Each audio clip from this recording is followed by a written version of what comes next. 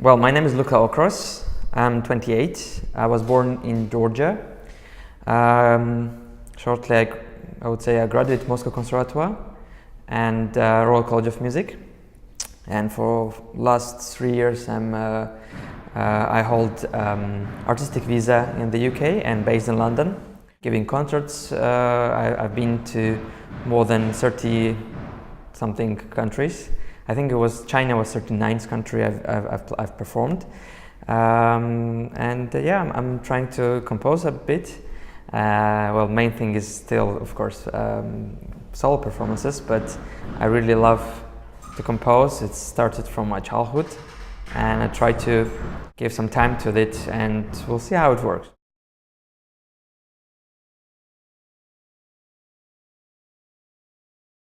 Hard to say. I definitely remember that I was listening to some tapes, which wasn't classical music at all, and I actually adored to sing. I didn't even know the words, obviously. It was like I was three and a half probably. I was playing some small pieces when I was already 4 years old and did my concert when I was 5.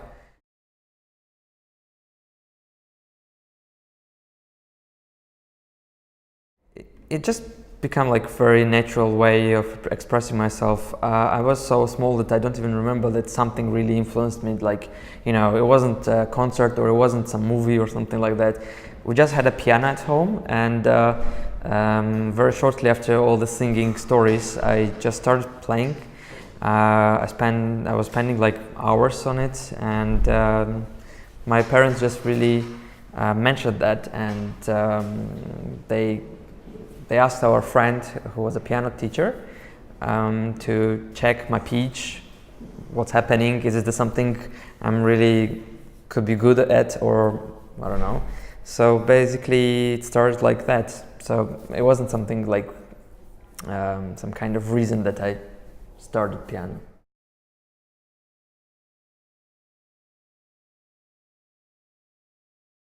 I would say that with me it was like I was hearing the voices all the time from my childhood.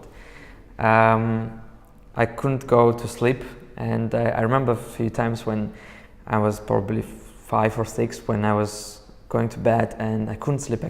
Some melody was just like really annoying me, and I was taking some scores and writing down, because it was just impossible to sleep without just taking out from my head this music. But in general, I adore Rachmaninoff. He's a big inspiration for me.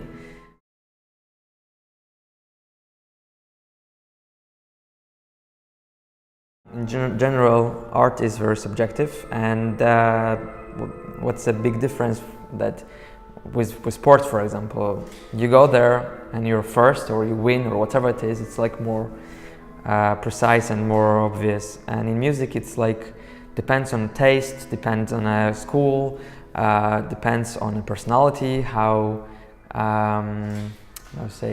honest it is, and all these small details affects everything: your career, your reviews, or competition results, or public reaction. I mean, it's lots of different things. So a very good luck should be, I think it's very important, so everything matched. But in general, I think it's a very hard profession. It has lots of barricades, as well as probably the reason is that musicians are not always, and I would say mostly, not helping each other in some kind of, coalition or something, which could be done in different ways and in different professions it works. We're like lonely wolves, so we're struggling in many cases. I would say that very important is not to give up and do what you really love. And if you're probably not, I would say, religious enough in musical sentence, maybe it will be even more hard, because when you really love your profession and you really are ready to give a lot to it, might be it works. I mean, it's not even a guarantee, unfortunately, but at least you can enjoy what you're doing.